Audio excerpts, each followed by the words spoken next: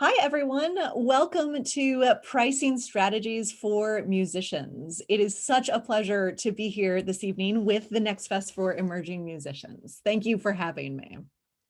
As Peter mentioned, my name is Elaine. I use she, her pronouns, and I am joining you from Dublin, Ohio this evening, which is just a little bit north of Columbus. So if you find yourself touring through central Ohio, I hope you will let me know so I can come and cheer for you and support you. I am on Indigenous Kashkashkia and Hopewell cultural lands. And if you are listening instead of watching, I will share a visual description of myself. I am a 40-ish-year-old white woman with wavy blondish brownish hair that is a bit longer than it was at this time last year. And I am wearing a navy blue jacket with white polka dots. I am a CPA by training. I also hold a personal financial specialist designation, and I am an accredited financial counselor. So I like to say that we can talk about taxes, we can talk about investments, we can talk about budgeting strategies, and I can hand you tissues while we talk and cry about all of those things, because those things are hard, especially in the arts. And it's the counselor piece that enables me to have very human-centered conversations about all of these topics. I am definitely the luckiest money person ever because I get to have these conversations with organizations and individuals all across the country. I have the great privilege of working with funders and state arts councils and colleges and universities and conservatories, having questions around money and finance with visual artists, literary artists, and performing artists, not least of which is the Next Fest. And it is such a pleasure to be here. I'll go ahead and share some ground rules. As part of this conversation, we want to make sure there's plenty of room to both take space so your questions are heard and make space for others to share their questions as well. To that end, feel free to make use of the chat feature within Zoom. I'll keep an eye on it so you can ask all of your questions there, and we'll make sure to address them as we go throughout the presentation. And we'll have some time at the end for questions as well. To help you find the chat, go ahead and type in what your current pricing strategy is, because I'd love to get a sense of what you're currently using to set your rates. The second ground rule we'll touch on is that we are all equal parts teachers and learners in this space. That means you are the experts in your own experiences. So I might say something that feels really good and makes a lot of sense for you and your practice, and that's great. Take it and run with it.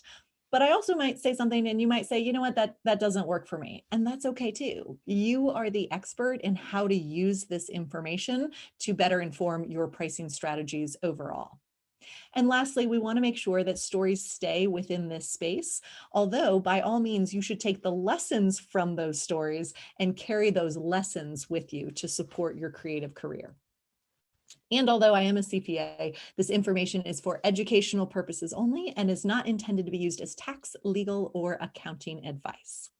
So what are we doing? You know, we're talking about pricing strategies, but more specifically, I wanted to spend some time identifying the 4 components of what I call a holistic pricing strategy, which is more than just a math formula.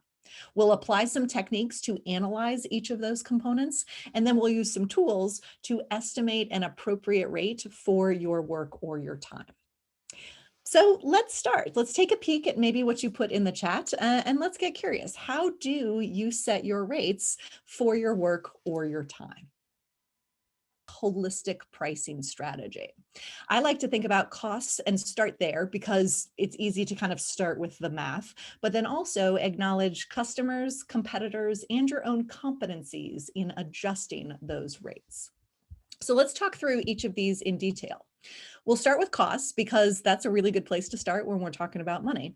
And I would challenge you to start listing all of the different costs associated with your creative practice. List them in words first, and then think about adding some numbers to those words. And we've already heard a couple of examples, right?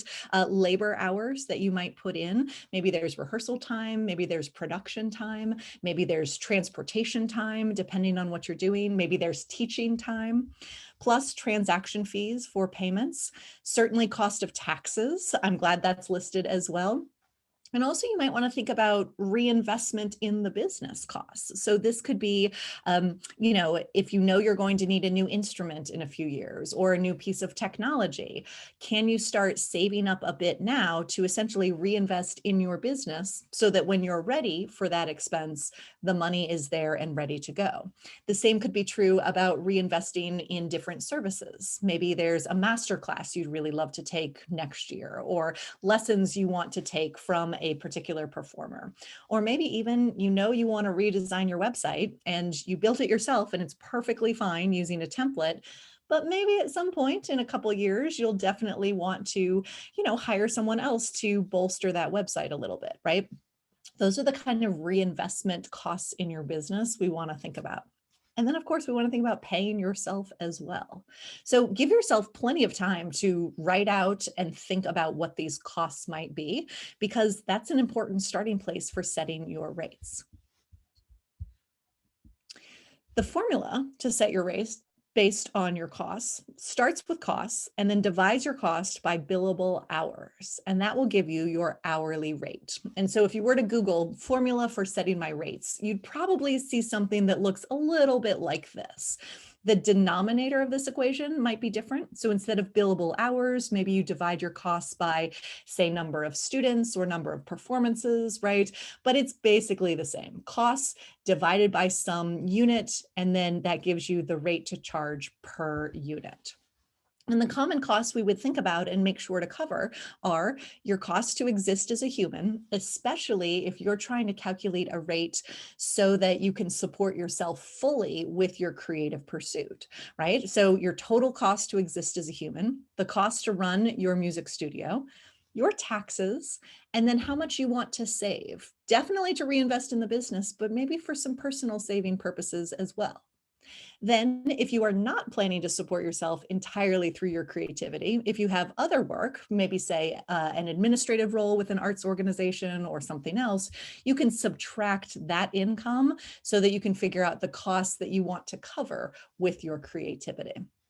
And again, most people, especially most musicians, can get pretty close to these numbers. We always have some forgotten costs that come up, but most people have a generally good sense about what these costs are. Then we think about how many hours you will spend putting into your craft, right? And when we think about these hours, we're thinking about the billable part of the hours, right? So the hours that a client will reasonably pay you for.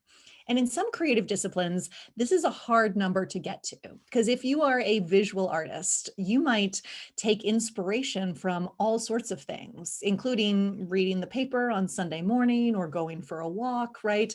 Those things might kind of fuel what you're creating in your studio. And the same could be true of you if you were a composer, for example, right? But a client doesn't always pay for those creative hours. They tend to more pay for the making time. Or for you, they might pay for the performance time, but not necessarily the rehearsal time, right? So when we're thinking about the billable hour, we want to make sure we're counting what the client will pay for.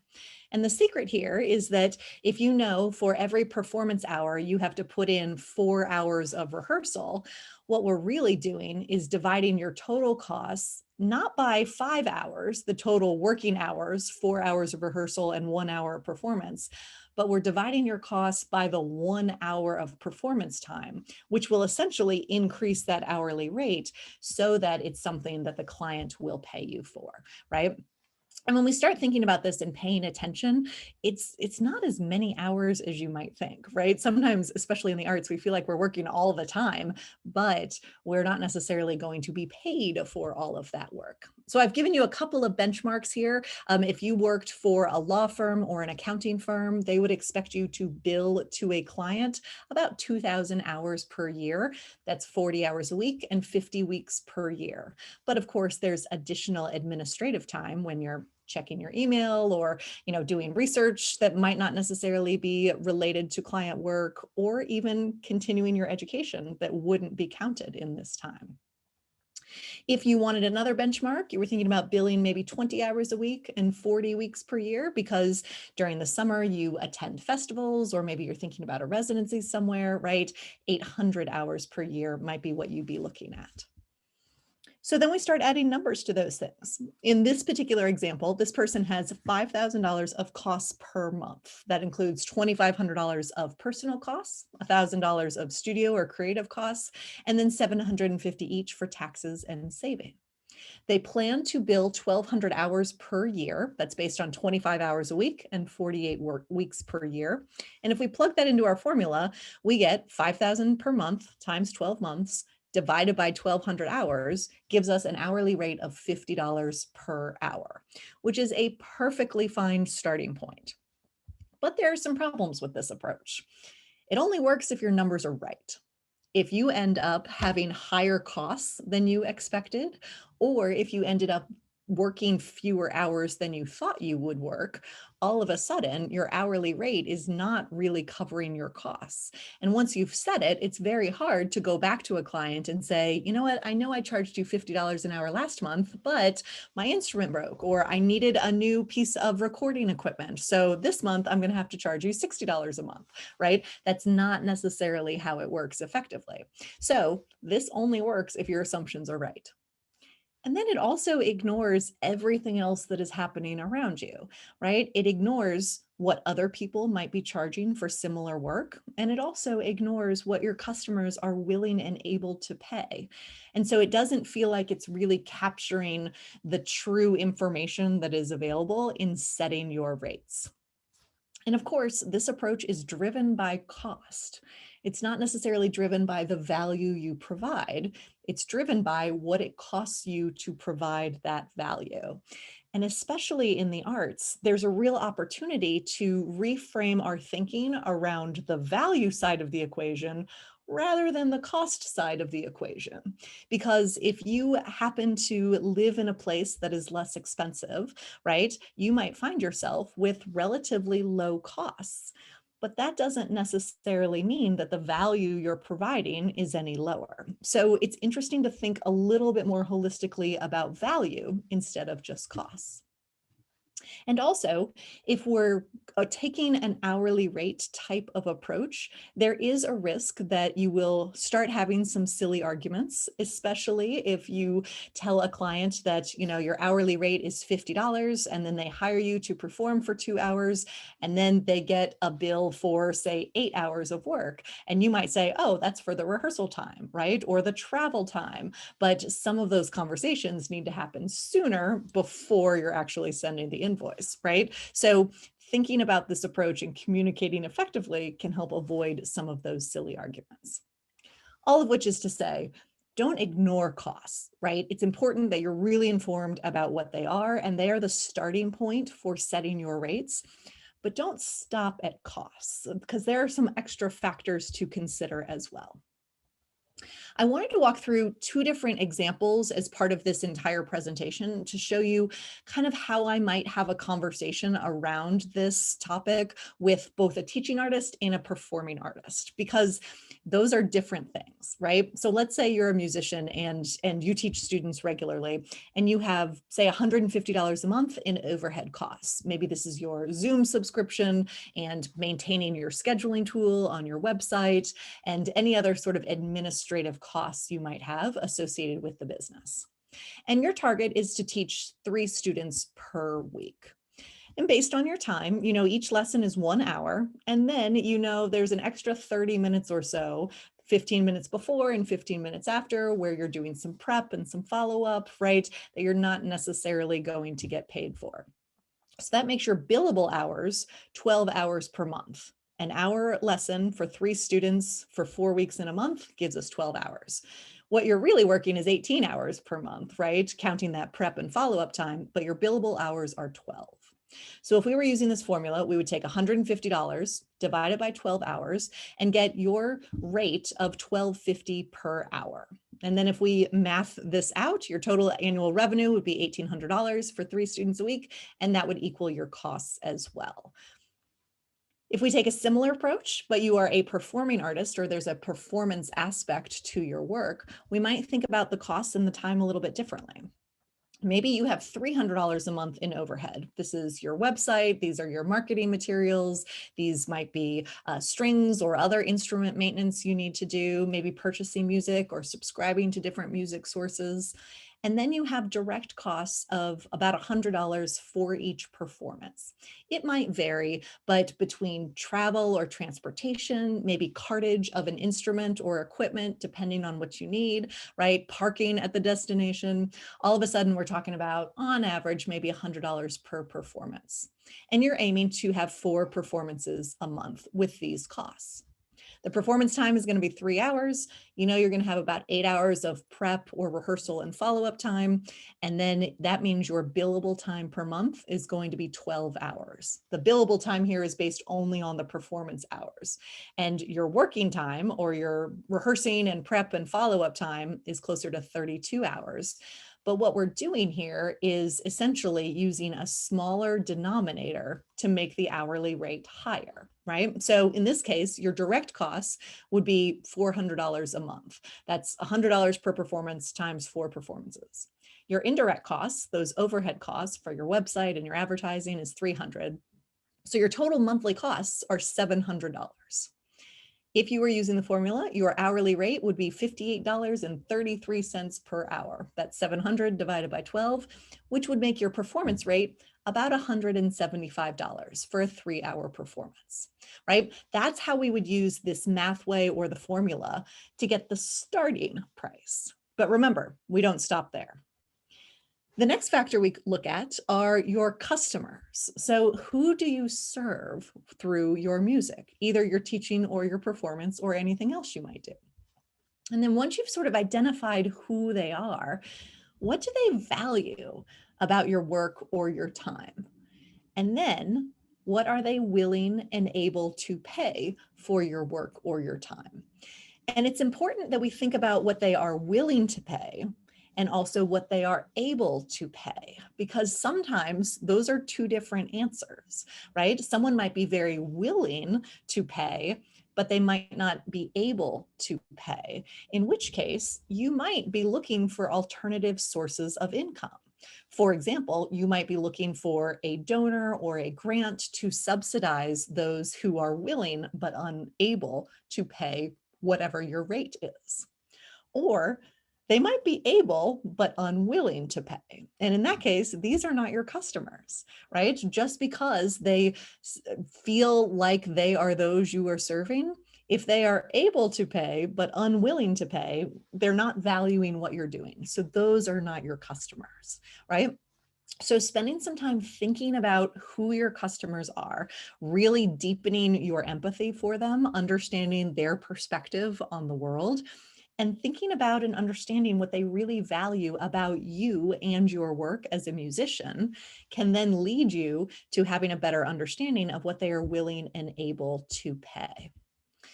So if we were to apply this to our 2 examples, for this teaching artist, this particular person serves students from middle to upper class families, and their families are essentially paying for this extracurricular activity for their kids, right? These music lessons, private individualized music lessons. And these families, the families that the musician tends to serve, really values investment in the arts. They see pursuit of the arts as a very good thing. They recognize its impact on the world, and they really value investment in the arts. They may also know and recognize that kids and students that are involved in the arts tend to perform better academically and have all sorts of lifelong benefits, right? So these are the customers that this teaching artist is typically serving. So from that perspective, $12.50 for a lesson feels pretty cheap, right? These customers might actually be turned off by that really accessible price point, right? So that's something to consider as well. For the performing artist, this particular performing artist typically performs corporate events, right? A corporation is having, a happy hour or a cocktail party or a customer gathering or, some sort of celebratory type of event back when we had those, and they would hire musicians to play for that particular event, right? So that's kind of their main customer segment. But they have a second customer segment. They've been doing this a while, and they have expanded kind of their roster of individuals that love them and love what they do. So these longtime fans will often hire them to perform at their own parties they might be hosting in their homes. In both of these cases, this is a higher end market that this particular musician is serving. And so this feels like maybe it's an okay starting performance price, right? Especially for a corporate client. For a longtime fan, right, they might appreciate that this is an accessible price point. So there could be some room to nudge this upwards, but this might be an okay starting point from the customer's perspective for a performance. Sometimes at this point, the question that comes up is, how do you know what your customers value? And I would say this is such an opportunity for creative individuals to really kind of embed themselves in the communities they're serving. And I think there's such opportunity there to ask your customers and to have sort of an open dialogue and embrace the connection with them, especially for the ones that you know pretty well. This doesn't mean you have to have conversations with all of your customers. And it certainly doesn't mean you have to survey people, especially if they just have kind of a casual passing interest in what you do. But if you have some longtime fans or individuals that have hired you repeatedly, or some other kind of individuals that are customers or clients or collectors of your work, you can have a conversation with them to better understand what they value about what you do. And that can give you a lot of insights into your pricing strategy. After we've thought about your customers, the next thing to think about are your competitors, the other individuals that are doing essentially what you are doing.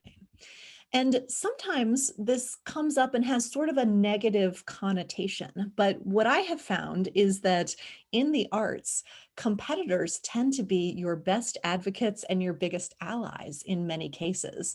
And so thinking about being part of this community of creators, and yes, they are in some cases your competitors, but everyone in the community benefits when the industry is supported and when we advocate for the value of the industry. So really thinking about your competition or your competitors as a good thing rather than a bad thing is an important part of this equation.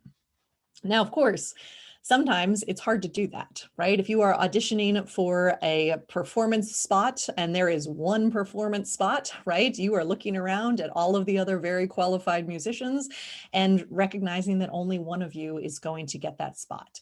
That's tough, right? But if you are running a chamber group or you are pursuing maybe perhaps more fluid opportunities or a broader variety of opportunities where there's not necessarily just one seat, but more opportunities. In that case, it's much easier to see your competitors as allies and supporters. It's also interesting sometimes, and I haven't had this conversation much lately, but many years ago, very often I would hear that someone maybe has no competition, right? So that was the case with a modern dance company I was working with in Brooklyn. And I asked them, I was like, who are your competitors? Who else is doing what you are doing? And they said very candidly and probably truthfully that no one else was doing what they were doing. And they were doing really cool, inventive work. And yeah, no one else was doing what they were doing. But that doesn't mean they didn't still have competitors. So I asked the question a little bit differently. I said, if Friday night at 8 o'clock, I could go see your performance, what else could I do on Friday night at 8 o'clock instead of seeing your performance, right? So I'm essentially figuring out who the customer perceives to be the competitor based on viewing not only the art that was created, but the opportunity to attend an event at 8 o'clock on a Friday night. So, of course, I could go see a non-modern dance performance instead of a modern dance performance. Yes, it's not the same thing. Technically, classical New York City Ballet is not doing what this contemporary dance company were doing. But if I'm a customer who values seeing live dance performed, I might see those two as interchangeable. Or maybe I'm someone who values seeing a live artistic experience, but I don't really care if it is dance or theater or music or something else creative. I just like seeing art performed live, right? That means Any theater performance, any musical performance, any spoken word performance could reasonably be a competitor of this modern dance company through the eyes of that particular customer. Or maybe I'm someone that values community. Maybe I am someone who loves going to baseball games and loves being surrounded by humans who like the same things I do. I can have that experience attending a modern dance event, or I could have that experience at a Yankee game, right? The Venn diagram overlap of people who love both the Yankees and modern dance might be kind of small, but it does exist, right? So for a customer who might perceive these two things as in competition with each other, they really value community or value being around people who are enjoying what they are enjoying in a live context. And lastly, Friday night at 8 o'clock, I can stay home, order takeout, and watch Netflix, right? Because it is very reasonable that I might want to more passively consume entertainment on a Friday night instead of going to Brooklyn to watch a modern dance performance. And there are 1,000 very reasonable reasons why someone might choose this. It could be raining. They could have had an awful day at work, or they might be exhausted from a long week, or their childcare options may have fallen through, or someone could be sick, right? There are any number of reasons why someone could reasonably perceive Netflix as a competitor to a modern dance company in Brooklyn, based simply on asking the question, what could you do at 8 o'clock on a Friday night instead of attending this event? And that's what we mean by understanding competitors through the lens of your customer. It's understanding really what your customer values about what you do. Maybe it's entertainment, maybe it's community, maybe it's art, maybe it's dance, or maybe it is the core of what you do. But understanding that different customers value different things can help you more broadly identify who your customers may perceive as your competitors. And that could inform the research you're doing. If the modern dance company is charging $45 to attend their event, they might say, we cannot charge any less, right? We're running this company in Brooklyn. It's really expensive. I can't believe more people aren't coming. But price might not be the issue, right? Because you might pay $75 or $80 to see New York City Ballet. You might pay hundreds of dollars to see Hamilton, right? You might pay $60 or $70 to see the Yankees, plus another $100 in hot dogs and beer, right? And you might pay $16 a month to subscribe to Netflix. So we have such a range of compensation at these different levels. And so the modern dance company might say, oh my gosh, we have to lower our prices so more people will come. But that might not be true, right? It might not be about lowering your prices. It might be about rephrasing how you're talking to customers about what they really value and emphasizing the community of attending a live dance performance, right? As opposed to maybe the repertoire that's being performed, if that's not the most appealing thing to a customer that's further out in this competition Venn model. I'll pause here because that's kind of big. So I'm going to let that sit for a second to see if you have any questions you'd like to put in the chat. This is a really interesting exercise to undertake, especially in the context of different aspects of what you might do.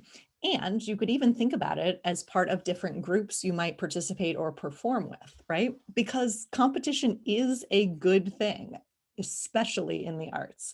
And viewing competitors through the lens of your customers helps you to better understand what the customers value about what you do. If we were to apply this to our two examples, we have this teaching artist example. This teaching artists competition is probably other instructors of music, right? Other people who are offering private lessons to students in their geographic area. So this person might do some research and realize that the price might range from $60 to $75. It might even go a little bit lower if you're looking at kind of one of those larger music schools that employs a lot of different musicians to give lessons. But $60 to $75 for an hour-long lesson is pretty reasonable in most places. And they might also recognize that these families, since they appreciate and value extracurricular activities, probably have their kids enrolled in other activities as well. So they might do a little bit more research and see that, okay, it's pretty common for them to pay $180 a month or so to participate in various sports activities, usually for 3 months at a time. So based on this information, the pricing research you've done on your competitors, right? Your starting lesson price of $12.50 originally felt a little ridiculous, and now it's even more ridiculous, right? So it's really easy to think about charging $45 a lesson, right? If you take 180 and divide it by 4 weeks, right? That's a little bit lower than $60 a week. So maybe you settle on $45 for a new lesson price. For the performing artist, you might do a similar exercise, right? You might pull up some other musical groups, other musicians, and see what they are charging for different events. Or if you live in a place that has a conservatory or another music school, they very commonly will post rates for different performances on their websites when you can hire students. So you can access a lot of really interesting information here. And you might find that one of your competitors, a different quartet, charges between $375 and $475 for a performance. There might be a jazz trio that charges between $250 and $350. And you might find that there are student groups that charge between $150 and $300, right? So immediately you're seeing that your performance price is really at the low end of the range of your competitors, which to me says, unless you want to compete at the low end of your competitors, which you might want to do, right? If you are a professional as opposed to a student, you need to be higher than $175 for your performance, right? And then, of course, we have Spotify on here as well, because a corporate client could very easily play Spotify in the background of a cocktail party instead of hiring a musician, right? And that's important to consider as well. But with this context, it starts to seem pretty easy that, even if $175 felt okay from this customer perspective, right? When they're looking at the competitors, this price is too low. So it's pretty easy to nudge this up to about $300 for a performance, right? That's still at the lower end of the two professional competitors you pulled up, but it's definitely at the higher end or above of what many of the students are charging. So how do you do this research? Well, Google for one, but also while you're having those conversations with your customers, you can ask them, in addition to what they value about you and your work, ask them who else they are asking or getting proposals from or researching, right? Because they might have really good information about how your prices rank among other individuals or other performers they're looking at. And again, I wouldn't ask every single customer this, right? But it could be really interesting to ask some of your more dedicated customers or clients for their feedback on your pricing structure. And you could even phrase the sentence that way, how do you think my prices compare to others you have researched, right? A simple question like that can give you a lot of really good information if you're comfortable asking it. And if you're not comfortable asking it, you can definitely go to Google and chat with the other musicians in your network to get a sense of what they are being paid and what they are charging. So once we've gone through those first 3 components, your costs, your customers, and your competitors, now we get to the 4th component, which is definitely my favorite and arguably the most important. These are your competencies, the things that make you the most capable, empowered person of doing what you are doing. This is the real value you are adding, right? So far, we've talked about the numbers under costs. We've thought about what our customers value, and we've researched what other people are charging. Your competencies don't have anything to do with any of that. These are the things that you bring to every lesson or every performance or every gig or every recording or whatever else you are doing. These are the things that really make you unique and special, where you add value. These can be professional strengths. Maybe you are always on time. That is a great professional strength. Maybe you are always showing up over rehearsed, right? Maybe you have technical abilities that are really, really wonderful. Maybe you're a pleasant person. Maybe people really like being around you, or they appreciate your company or your camaraderie as part of the rehearsal or performance process. Or maybe you have unique perspectives and experiences that are really important to bring into the rehearsal space or the performance space or the classroom.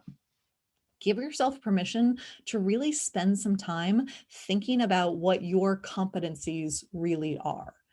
And if you're having trouble, or after you feel like you've thought of all of them, ask others for some help. Ask your favorite teachers and your mentors and your peers and those you really trust for some feedback or some ideas about what makes you the musician that you are, because you might be surprised by the results.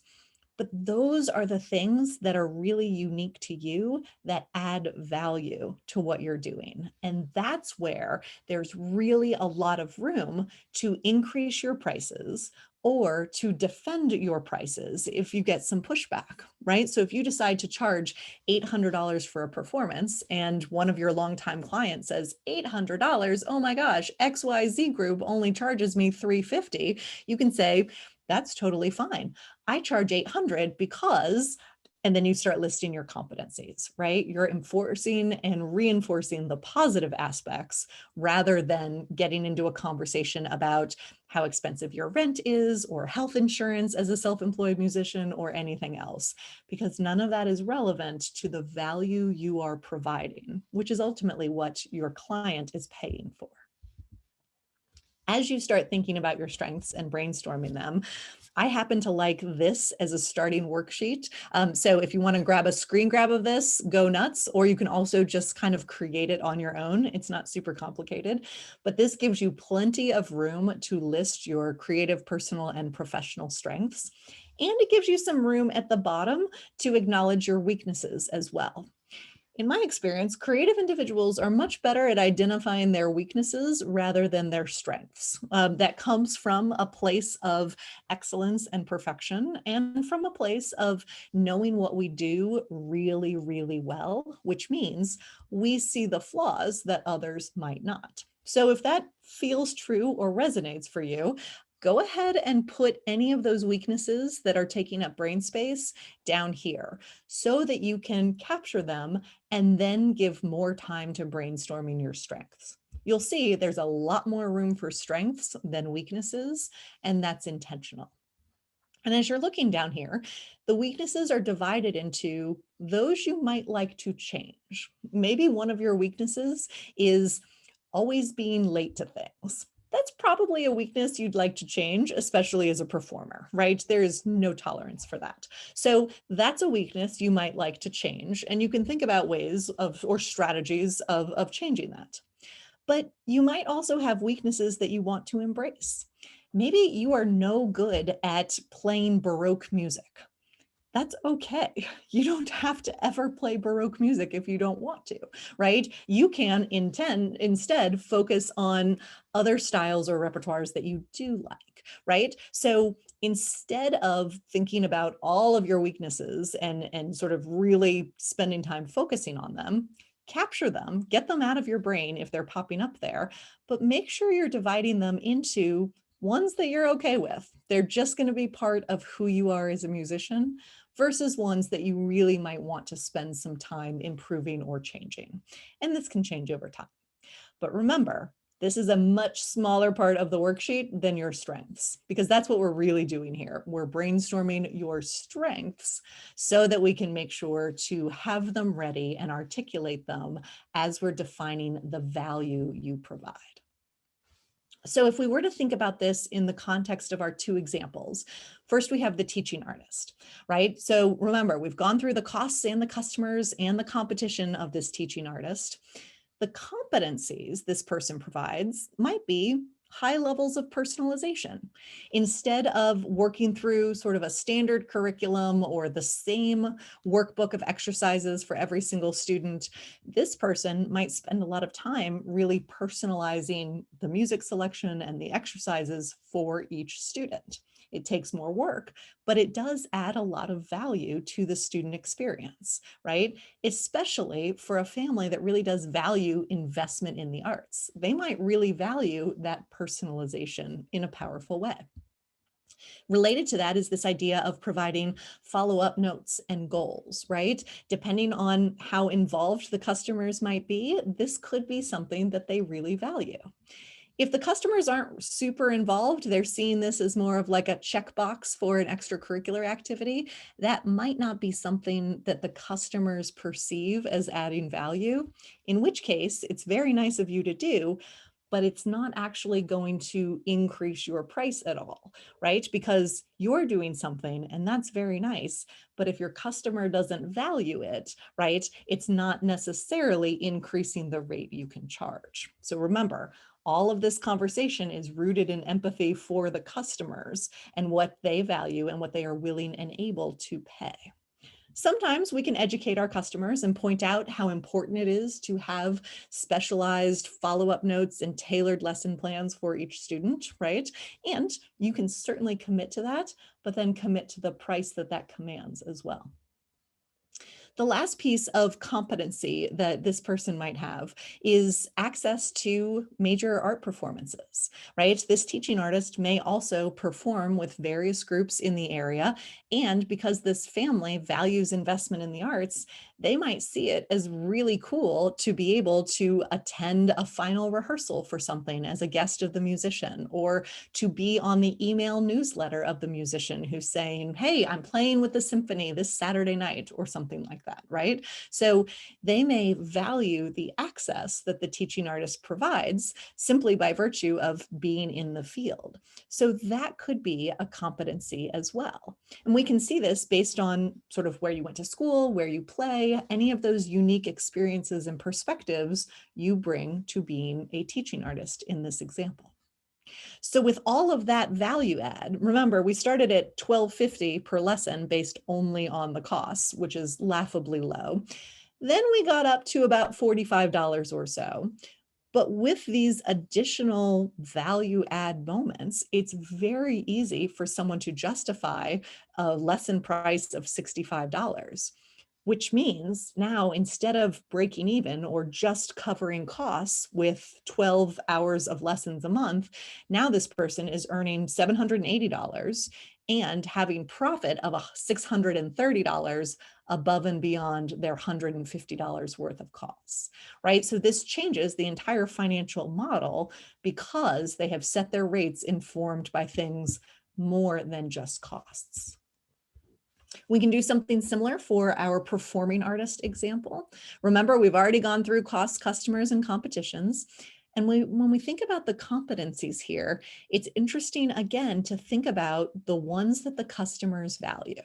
The corporate clients might not necessarily value any competencies. They might simply want someone to show up, play some standards, and then leave and collect a check, right? And that is perfectly fine.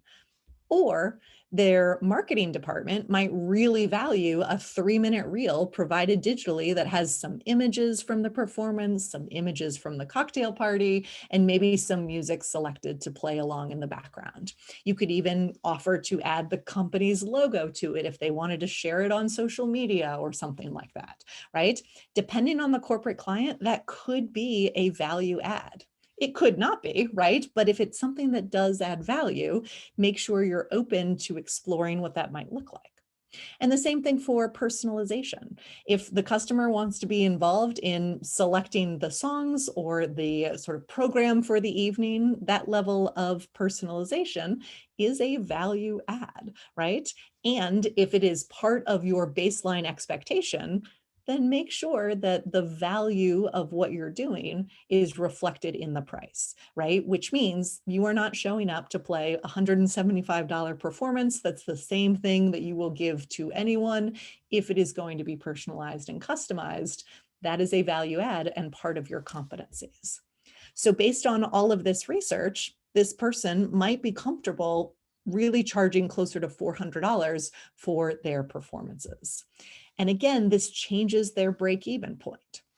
We started out just thinking about costs, right? And then they were performing once a week and covering their costs, and that was all well and good. But now, at this rate, they're covering their costs with only one performance, which means any additional performances in a month are pure profit or very nearly pure profit, which means additional funds to pay themselves, to invest, to travel and do more research, to purchase more equipment, to take more lessons, anything else that they might be interested in doing. So those are our 4 components of this holistic pricing strategy. It starts with costs, but it doesn't stop there. It includes the customer's perspective and what they are willing and able to pay, the competition, so the landscape of who else is doing what you are doing or what the customer perceives as an alternative to what you are doing. And then it ends with the real value you provide, which are your competencies. And these 4 things together, yes, they inform the price you charge, but they really inform the value you are capturing by what you are doing. So if I were to sort of distill this into some next steps for you, this is what I would suggest. In thinking about these 4 components, I would walk through them very slowly, just like we did with our teaching artist example and the performing artist example, right? Where you start with your costs. What are they? What have I forgotten? What are the other costs I'm not thinking about, right? What about those annual costs or my debt payments, right? What else needs to be in this number? So get really clear on those costs. And then think about your customers. Have some conversations with the ones that you know best, or maybe just start to listen carefully about what your customers are saying to understand what they value about your work and also what they are willing and able to pay. Because remember, you may not be your customer. This is a conversation I have with visual artists all the time, right? Especially visual artists who imagine selling their work for, say, $150. And that's so much money. And that is a lot of money. And it may not be a lot of money for your customers. So remember, you might not be your customer, in which case, get very empathetic with your customers, who they really are, and understand what they value and what they are willing and able to pay. And then think about your competitors. Use that exercise where we identify competitors based on different things our customers value about what we do. And identify who else is doing what you are doing and how you are similar and different from them, and what they are charging for what they do. You also may want to pay attention to the Google search terms you're using as you're searching for your competitors, right? Because these might be the same words that other people use when they're searching for you. So that could be an interesting exercise to make sure that you're clear on the words that you are using and clear on the words that enable you to show up in the highest, most favorable spot in all of those Google search results. And then also, you might get curious about not only their pricing strategies, but their marketing strategies more broadly. So what are they doing on their websites? What are they doing on social media? What interesting things are they doing? Are they going on Instagram Live once a month? Or do they have a Clubhouse account where they're hanging out and talking about music now, right? Paying attention to what your competitors are doing and how it's affecting both their pricing strategies and their work is an interesting way to continue to learn from your peers and to share your strategies with them as well. And then lastly, spend some time thinking about what makes you the most capable, special person to be doing the work you are doing, because that's where the real value add is. And don't forget to ask others this question too, because sometimes other people have it much easier when they are identifying the things that really do make us special. That is the content I had prepared for you this evening. I have plenty of time left for questions, so I would welcome your input to share some of those questions now, including you, Peter, if you've got some more you'd like to share. I see we have a handful more people who have come. It's so nice to see you all. Welcome, and let's open the floor and see what your reactions and thoughts are. Elaine, as usual, it's really super interesting, and you distill things into a way that's really easy to digest. And I just thought what you were saying about empathizing with the customers was really interesting. Especially as a struggling artist, you think at a certain amount of money seems like a lot of money, but it's not really for someone else, and actually. They may value, kind of something that's elite or kind of priced at a luxury level, which makes them feel like they're getting a great value for their money. So I thought that was really valuable that you brought that up. The idea of empathizing with those type of people. It's true. It is empathy because they have different wants and needs and things that make them feel special. And I know. Dealing with donors, for instance, that I think, oh, well, why would anybody want to give money to the arts? Well, it actually creates incredible value for somebody to feel like they're helping something great to happen. Maybe they were a performer, or they wish they were a performer, or they value what performers do so much, and it's their way of feeling involved in the creation of something that's really special.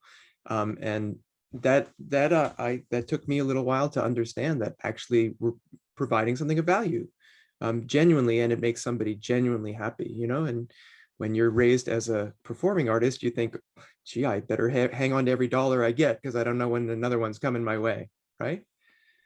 Yeah. So So true. So yes. true. So those are just a couple thoughts that came to me.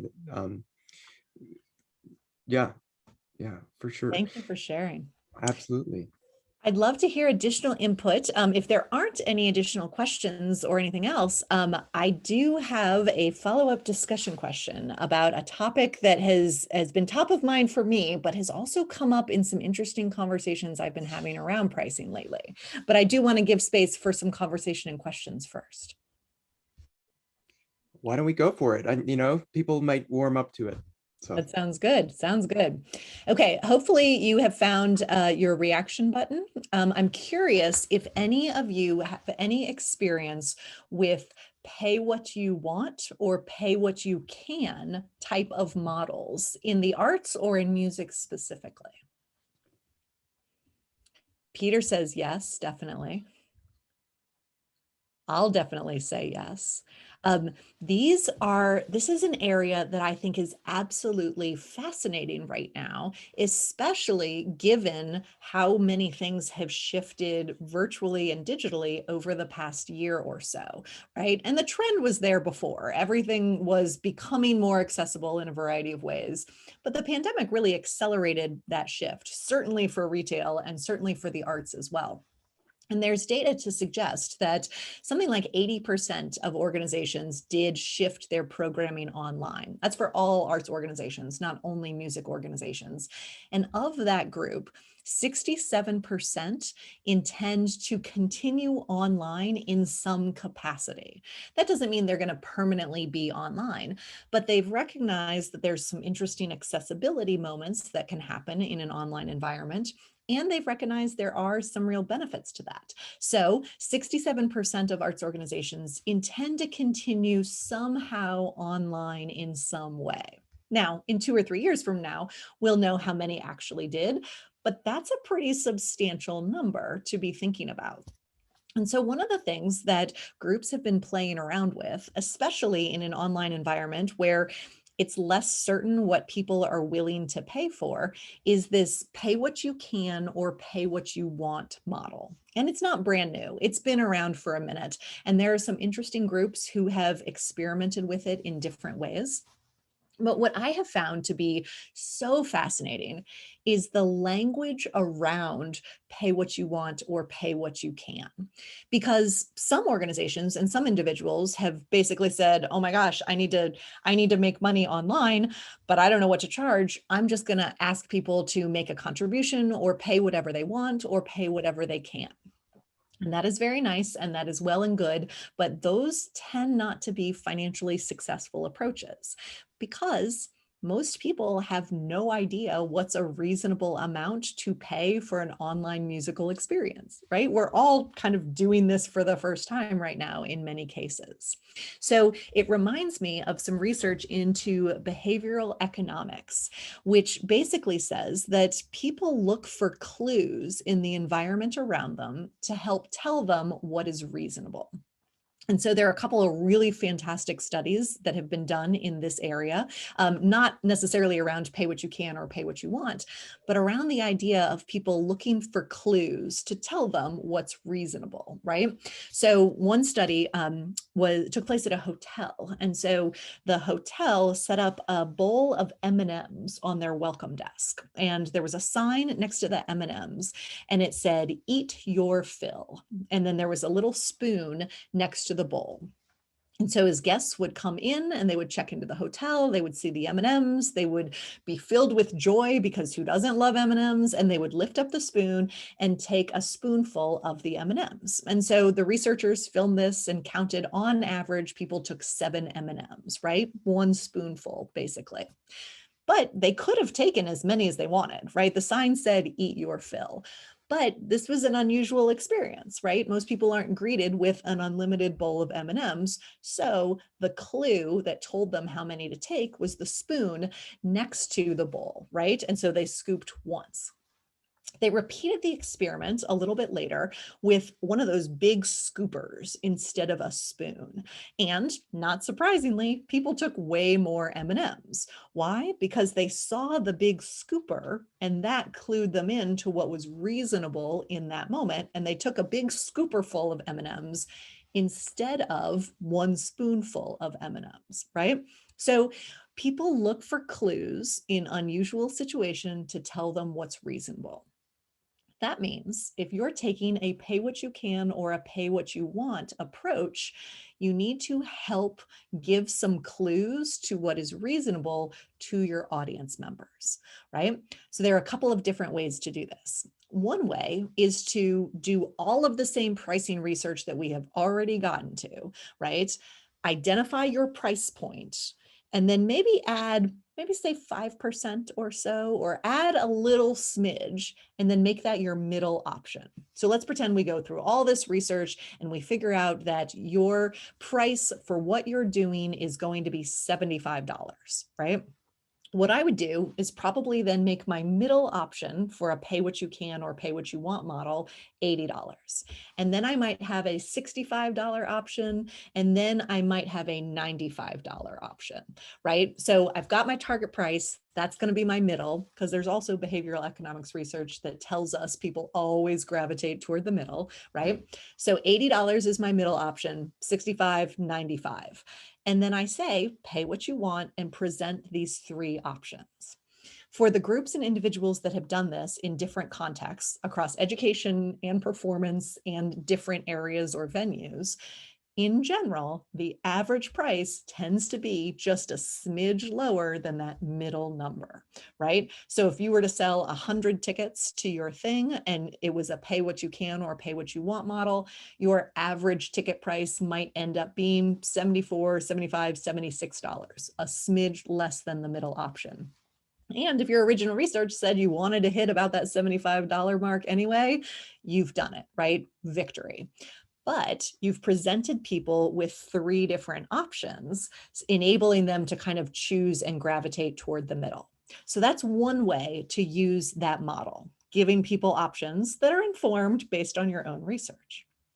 Another way to do it is to give people options and use research and perhaps peer pressure to nudge them toward the appropriate amount. So some of you may recall last fall, the state of Wisconsin had an event where they got the original cast of The Princess Bride together to do a reading. And this was a fundraiser for a candidate in Wisconsin. It may have been part of the national campaign as well, but it was a huge fundraiser. But it was pay what you want. So when you went to the website and signed up for a ticket, you could type in your own ticket amount. But there was language right above that that said, many people or most people, or maybe it said the average price that people are contributing or the average amount people are donating is $37, right? So what this group did is they essentially anchored what the reasonable amount was by telling people what the average price was or what most people were doing. You could use other language here as well. You could say, generally people pay between $25 and $35 to attend, or generally people contribute between $25 and $35. You are acknowledging that it might feel a little weird for someone just to name their own price to attend something. So you're providing additional information, whether it is a teaspoon for M&Ms or the big scooper for M&Ms, to help give them permission to know what is reasonable, right? So language like that can be very, very helpful. And then the third way you can do that with something sort of similar, but maybe a little bit more of an assertive suggestion, is something a theater company in the Dallas area was doing. They were wanting to play around with this pay what you want type of pricing model, but their board wasn't really sure how it would go. And their board was really nervous about losing ticket revenue, right? This is all pre-pandemic, by the way. So they started experimenting with it on Monday nights. And just like if you were marketing yourself and doing different testing of email subject lines to see which one more people opened, right? This organization started experimenting with different language around the pay what you want model. So in some cases, they presented standard ticket prices. They said if you were attending a different night, your seat would be $65. However, tonight is pay what you want. We hope you will consider this a contribution in support of our efforts, right? That's all well, perfectly good and nice. Similar to what the organization did in telling people what the average contribution was. But then they played around with using some stronger language, saying that if we were to charge full price to cover the real costs of what we are doing, which includes paying our people fair wages, providing health insurance, providing all these additional benefits, investing in the arts, and providing free tickets to those who cannot afford them, then the ticket price for every seat would be $124. So all of a sudden, including that language informed people about all of those extra hidden costs that go into a creative production, all of the things that most of us in the audience don't see, right? And it kind of tapped into that altruism that many of their audience members were already feeling. Right? So the language around pay what you want tends to be the most crucial part because it helps ensure that you're helping your customer know what is reasonable in the situation and then experimenting with the language to make it sound authentic and work for you. Peter, I'm curious what your experience with pay what you want or pay what you can has been. Not to put you on the spot, but I'd love to hear it if you don't mind sharing. Oh, that's okay. I'm on the spot. I don't mind at all. There's a couple things that we've done since the very beginning with Pay What You Can, and I always affectionately thought of it as the Radiohead model, because Radiohead released an album called In Rainbows, and it was completely Pay What You Can. So from the very beginning of the festival, I felt like it was important that we have students there no matter if they're able to pay or not. And so I actually talk to each student and tell them, it costs me X amount of dollars to have you at the festival, but I don't expect you to necessarily be able to pay that. It's important that everybody can be there. So what can you pay, genuinely, like what are you able to afford? And then I'll do my best to raise the rest of the money to make up the difference. And what I've found is that that's been really helpful. You know, all of the business people that I talk to say that it's a crazy business model, and yet it's worked really well for us. And additionally, I think that the students and the participants feel like they've been heard and respected and met at where they are, you know, and they know that I've done the extra work to make it possible for them to be there. And also, you know, that it's not free, that there are costs that are somebody's paying for, even if it's not them. And so that's been really an interesting journey with that. It's sort of kind of philosophically based, you know, that everybody should be able to attend at a price that they can afford. And then last year, for our festival finale, we made it a pay what you can event as well.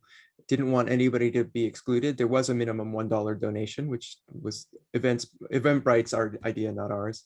But there were some people who were very, very generous with that, and others who were not able to be, and that was fine. And we came away with more than we had budgeted for, which was great.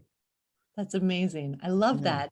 And I love, as you were describing, sort of the individualized conversations you were having, especially with students attending, right? There's such power in price anchoring, is what we would call that strategy of saying, you know, this is what it costs per person to attend. What can you contribute? And I'll do my best to raise the rest. I mean, that's powerful use of what we know about humans, what we know about economics, and what we know about money. So I think all the business people who told you were crazy are the real crazy ones, because I think that's spot on. Yeah, Go well, ahead. it's worked out really, really well. And also I do think that um, even if everybody who applied and came paid $0, so it was in effect free for them, it's a totally different experience than saying, this is a free festival. Yeah. Yeah. Price anchoring is powerful. Dan Ariely, by the way, is the researcher that sort of coined that term, and he's sort of the grandfather of behavioral economics, and his writing on the subject is brilliant. Beatrice, what's on your mind? What would you like to share? Hi, first of all, I want to say thank you so much for offering this. This has been so informative, and I'm really learning a lot.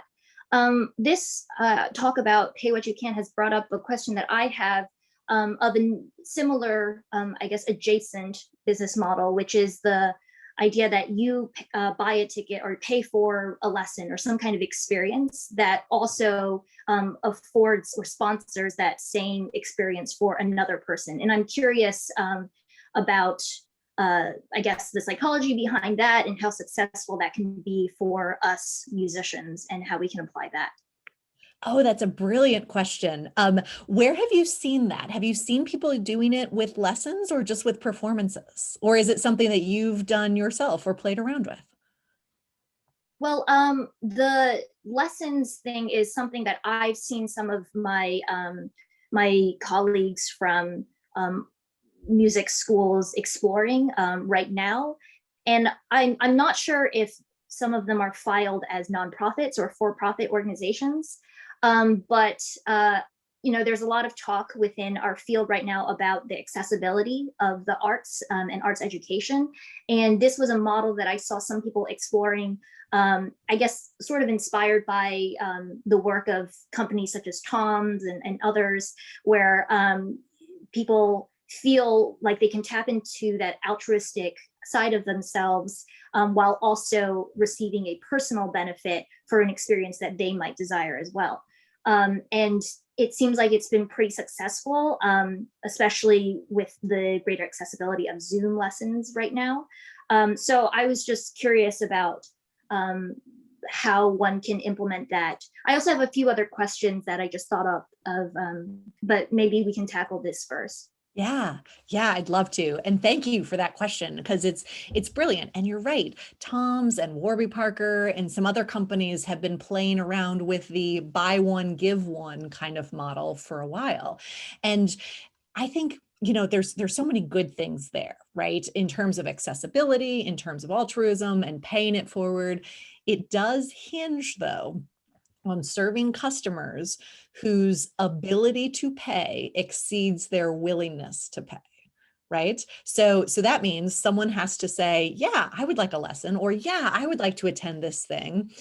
And yeah, I'd like to pay for somebody else to attend as well, right? So if you go back to that sort of second component of the pricing strategy and you're identifying your customers, if many of them are altruistically minded and would really value that sort of pay it forward moment, then that could probably be a really effective strategy, right? And then it can be implemented at checkout where, you say, okay, your lesson is $45. Would you like to sponsor a 30-minute lesson for someone else for $25 or something like that, right? So you kind of think about the add-on happening at the point of transaction, and then it could be very powerful. The other way you could think about doing it, so maybe the individuals you serve are very, very altruistic, but they might not have a ton of means to support a give one kind of model. One thing you could do is at checkout or at that sort of give back moment of transaction, you could present 3 options, right? So this is kind of like marrying both of those strategies, but maybe you say, thank you very much for your purchase of a lesson at $45. Would you like to fund new strings for a student who can't afford to maintain their instrument for $12? Or would you like to pay for a half of a 30-minute lesson for $20? Or would you like to, and then you come up, maybe the third option is sponsor a lesson for someone else at $45, right? So then you're giving them 3 options and they're very tangible, right? So someone can connect like, oh my gosh, I can't believe this young violin student can't afford new strings. Of course, I would like to support that, right? So you're giving them 3 very tangible options. And then if the research is consistent, we would suspect or expect that the average contribution would be just a little bit below that middle part.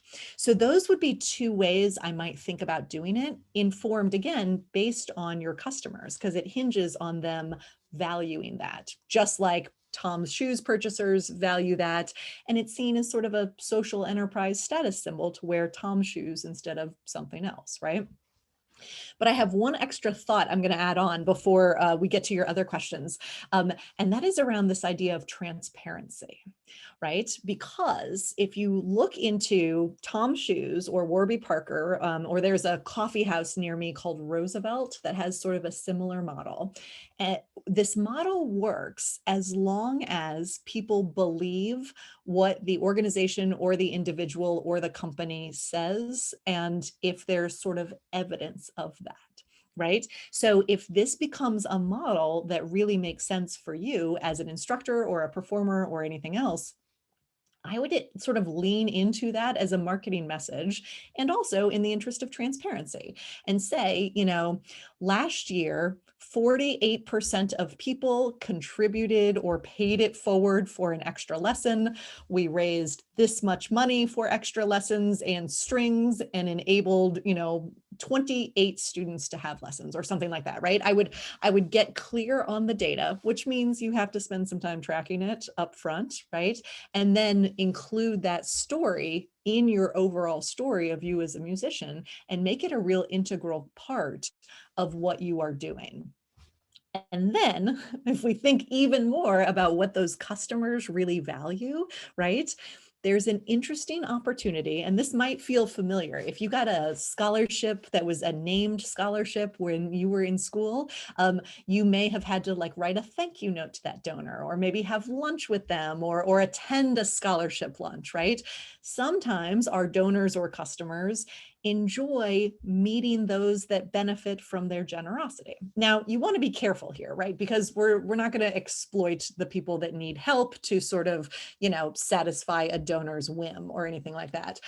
But if there is a moment where anyone who has gotten a lesson during the year, regardless of whether they paid it forward or received it being paid forward, could come together for maybe a performance or, a cocktail party or, a juice and punch party or whatever, right? If there's a community aspect that would add value for everyone, right? That could be an interesting thing to explore as well. So those would be the things I would think about. And I cannot wait for you to try any or all or none of them and tell me how it goes. Thank you so much. That's so thorough and informative, actually. This kind of segues back into your presentation, but in terms of deciding the pricing strategy for yourself, for instance, I am coming out of grad school, so I'm just now getting into starting teaching and putting feelers out for gigs. Given that I'm starting in a new place, and my main network is really fellow students who are in similar positions as I am, how does that affect my pricing strategy as I compare? Yes, I have all these educational qualifications, all these aspects in competency, but people don't really know me right now. So how does that play into the strategy? Yeah, that might mean your strategy is a smidge lower than it would normally be if you were still in the place where you had a more robust network, right? So that means your starting price might be lower than where you or I would want to see it, which tells me we're on April 8th today. So that means don't go more than about 6 months before reevaluating that, right? So that's the other thing. Normally we update these pricing strategies maybe about once a year or so. If you are in a new geographical spot, give yourself 6 months and then reevaluate yours, right? So don't wait too long, especially if during those 6 months you have pretty clear intentions around growing your network in impactful ways, right? Now we're still in the middle of a pandemic, so that might be hard to do in some ways, but I would say really prioritize going to the events that you can go to, having coffee with the arts leaders and influencers in the area, really kind of enmeshing yourself in this new world or new geographic place, and then use that to, or end all of those meetings by saying, who else should I be talking to? I'm just getting to know this area, right? And then really kind of invest the time in growing your network. And then in 6 months, see if it's time to maybe nudge up that price point a little bit, which actually kind of leads me to a follow-up, which is, how do you have that conversation, right? And so I would usually have it by giving all of my current students a heads up, or maybe even saying, you know what, your rate is good for the first year. Just FYI, my rates effective November 8th are going to go up by whatever percentage you decide is right. I'm going to keep your rate where it is through April of next year, but just know that, when we renew, it's going to be at that higher rate or something like that, right? So you can sort of grandfather in the individuals who are at that lower rate, but then when you start bringing on new students, bring them in at the new higher rate. Thank you so much. That actually was my follow-up question about how to go about raising your prices. What would you say is the formula for raising those prices? I know you just talked about being in a place longer and showing that you're gaining experience as well as how competent you are. But if it is by a yearly timeline, how much in terms of percentage, for instance, would you want to be increasing every year? And that also plays into another question I had about whether or not you would be offering discounts if someone, you had mentioned grandfathering in. What if someone were to, for instance, sign up for a package with you of a certain number of lessons? How would you price it so that maybe there's like a slight discount for that, even as you're raising prices? Just like I'm considering all the different incentives that you can offer in terms of your pricing strategy so that you have more longevity with your customers. Great questions. I love a good discount as long as it's working for you, right? So when it comes to, ongoing lessons, the incentive for you to offer a discount is so that people, keep renewing or maybe pay once a month instead of every week or something, right? So in that case, let's pretend you set your lesson rate at $50. I'm just making this up, right? And so, normally a family would pay you $200 for 4 lessons once a week during the month. Maybe you offer them a monthly rate of $185, right?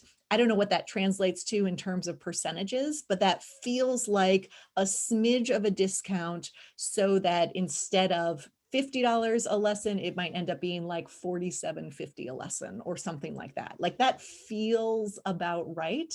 I wouldn't certainly go more, I would never do more than a 50% discount. So somewhere between like a smidge and 50% probably feels right. I might aim for maybe 8 to 12%, right? And then I would choose a round number that's kind of in that range.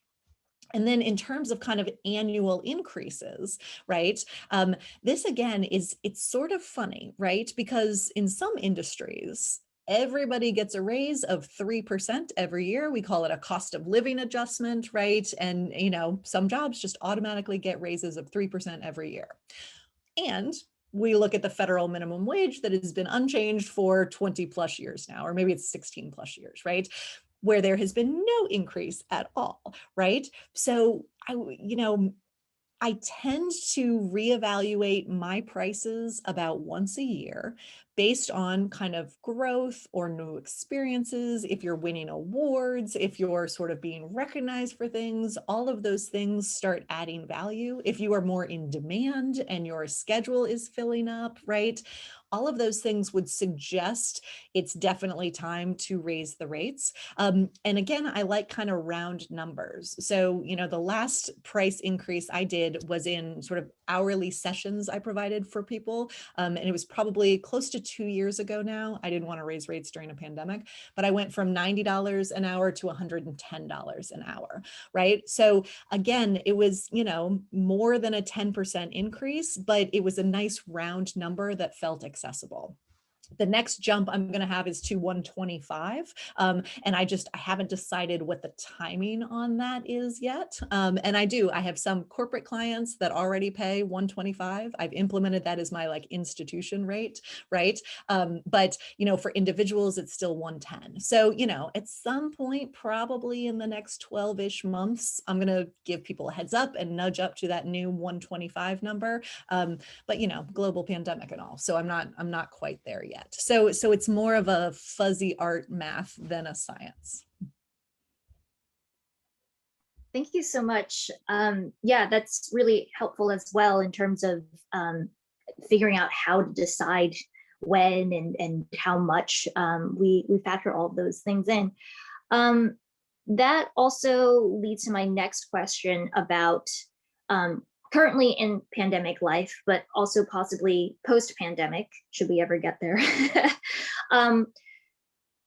In person and remote or over Zoom kinds of experiences, whether they be lessons or performances, should we consider offering different pricing between those different kinds of experiences? For instance, if something is happening, like say I want to offer lessons and I'm also offering remote lessons in addition to in-person ones, should there be a difference in price that is to be reflected to my customer base, or should I keep it unilateral across the board so that people don't discount the value that I'm providing in my service? I would keep it the same for exactly the reason you just outlined. And I think this may require some education of the customer, right? And, if you don't want to fight them too much on the pushback, right, you've got the flexibility to say, you know what, I really like you, sure, I'll give you a special discount or something if that's a deal breaker. But the value of what you're providing is the same, whether you're providing it virtually or you're providing it in person. I imagine. You might disagree with that. And if you disagree with that, then I would say, yeah, there's probably a difference there, right? If there is sort of a movement technique or something that you cannot replicate virtually, maybe then that's an argument to say the in-person commands a higher price point. Or maybe in-person needs to be a longer period of time, right? Maybe you will do a 30-minute Zoom lesson, but the shortest in-person lesson you'll do is 15 minutes because of these physical movement activities you incorporate or something like that, right?